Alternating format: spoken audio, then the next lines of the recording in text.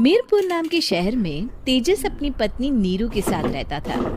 पति पत्नी दोनों ही नौकरी करते थे।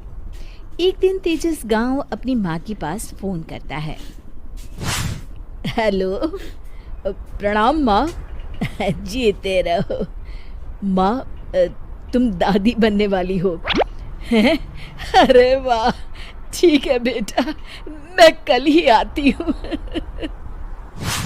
जब माँ जी शहर पहुंची तो बेटे बहू ने बहुत अच्छे से स्वागत किया। लीजिए माँ जी, चाय। अरे गर्मा गर्म पकोड़े ले आओ माँ के लिए। नीरू रसोई में गई और 2 मिनट में ही पकोड़े ले आई। जी ये लीजिए। बहू, जादू से बनाए हैं क्या? अभी तो रसोई में गई थी। यम्मी। माँ जी, शीला रसोई में पकोड़े तल रही है, मैं बस लेकर आई।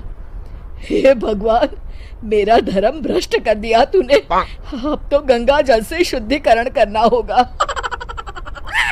दूसरे दिन, माँ जी मैंने नाश्ता बना दिया है, ऑफिस जा रही हूँ। पर अभी तो घर का सारा काम पड़ा है। शीला आती ही होगी, झाड़ू पोछा बर्तन कपड़े वो सब कर लेगी।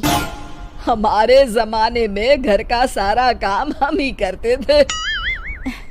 जी माँ जी, आप बहुत होशियार हैं, मैं घर ऑफिस दोनों नहीं संभाल पाती।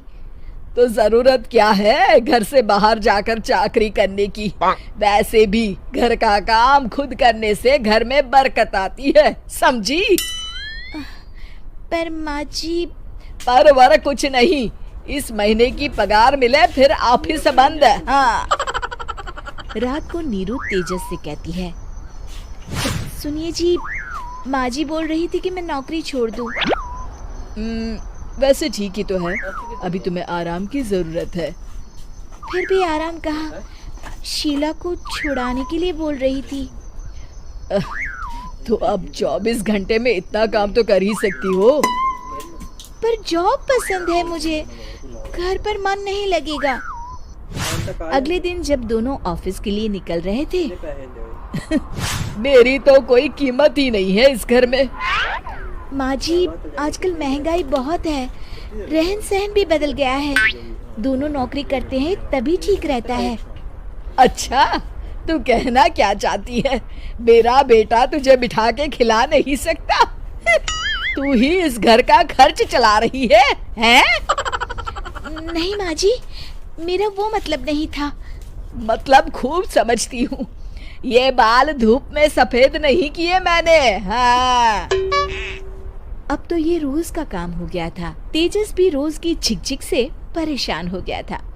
एक दिन उसने कहा, नीरू, वैसे भी तुम्हें मैटरनिटी लीव मिलने वाली है, तो अभी से ही छुट्टी ले लो। पर क्या, मेरी सैलरी अच्छी खासी है। आखिर नीरू ने रिजाइन कर दिया। जब बच्चा हुआ तो घर में सब बहुत खुश हुए। कुछ दिनों बाद तेजस फाइल देख रहा था। क्या हुआ तेजस, कुछ परेशान लग रहे हो? अब हाँ, वो हमारी जितनी सेविंग्स थी वो तो हॉस्पिटल में और छठी के फंक्शन में खत्म हो गई है नीरू। और अभी वैसे मंदी चल रही है तो मैं बोल रही थी कल मुन्ना को हेपेटाइटिस का टीका लगवाना है। नीरू, क्या पोस्टपोन नहीं कर सकते? नहीं जी, बिल्कुल नहीं। अब तेजस को समझ में आ रहा था कि उससे गलती हुई है। पैसों की कमी का असर घर के माहौल पर भी पड़ रहा था। अगले दिन, बेटा मेरा चश्मा और ये दवाइयाँ ले आना, पर्चा देते हुए माँ जी ने कहा। जी। तेजस, मुन्ना के लिए दूध का डिब्बा और डायपर भी ले आना, और ये किराने के सामान की लिस्ट है, इसे भी लाना है। तेजस गुस्से में लिस्ट मरोड़कर फेंकता है और चिल्लाता है, पैसे क्या पेड़ पर उगते हैं? ये ले आना, वो ले आना। अरे पर ये जरूरत का सामान ही है। वो गुस्से में बिना कुछ कहे ऑफिस चला गया। अरे अरे लंच तो ले जाइए। नीरू दौड़कर डिब्बा पकड़ाती है। एक दिन खाना खाने के बाद, नीरू, अब तो मुन्ना कुछ बड़ा हो गया, तो अब तुम वापस ज्वाइन कर लो ना जॉब।